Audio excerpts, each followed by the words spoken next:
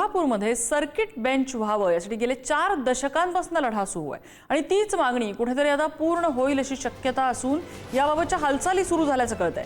खंडपीठाची घोषणा झाल्यानंतर या खंडपीठाचं कामकाज कोल्हापुरातील जिल्हा आणि सत्र न्यायालयाच्या जुन्या इमारतीत होईल असंही बोललं जातंय। त्या ठिकाणी डागडुजी आणि रंगरंगोटीची कामं युद्धपातळीवर सुरू आहेत।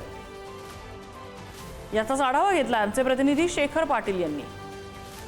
कोल्हापूर, सांगली, सातारासह 6 जिल्ह्यांनी गेल्या 40 वर्षांपासून ज्यासाठी लढा दिलेला आहे त्या खंडपीठासाठीच्या हालचाली आता गतिमान झाल्याचं पाहायला मिळतंय आणि त्याचं कारण म्हणजे माझ्या मागे असलेली कोल्हापूर जिल्हा सत्र न्यायालयाची जुनी इमारत आणि त्याच इमारतीच्या बाहेर मी सध्या उभा आहे आणि ही सगळी दृश्य आपण सगळी पाहतोय।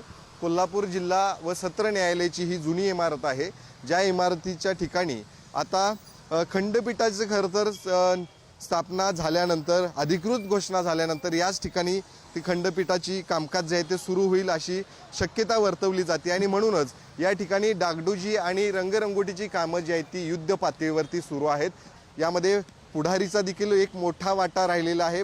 नेमकी घोषणा जी आहे ती कधी होईल या संदर्भात कोणीही बोलायला तयार नाही किंवा त्या संदर्भातल्या कुठलीही अधिकृत माहिती जी आहे ती सध्या मिळत नसली तरी न्यायालयाच्या परिसरामध्ये सुरू असलेली ही युद्ध पातळीवरची कामं पाहूनच त्या ठिकाणी याच्या हालचाली ज्या आहेत त्या सुरू असल्याचं स्पष्टपणे जाणवतंय। त्यामुळं निश्चितच आहे कोल्हापूरच्या खंडपीठासंदर्भातला निर्णय जो आहे तो आता कधी त्या ठिकाणी जाहीर होईल आणि कोल्हापूरमध्ये गेल्या अनेक वर्षांपासून जे लढा देताना पाहायला मिळत आहेत त्या लढ्याला कधी एकदा जाऊन यश मिळतंय याचीच वाट मात्र अनेक जण पाहताना पाहायला मिळत आहेत। कॅमेरामन ओंकार वळवडेसह शेखर पाटील, पुढारी न्यूज, कोल्हापूर।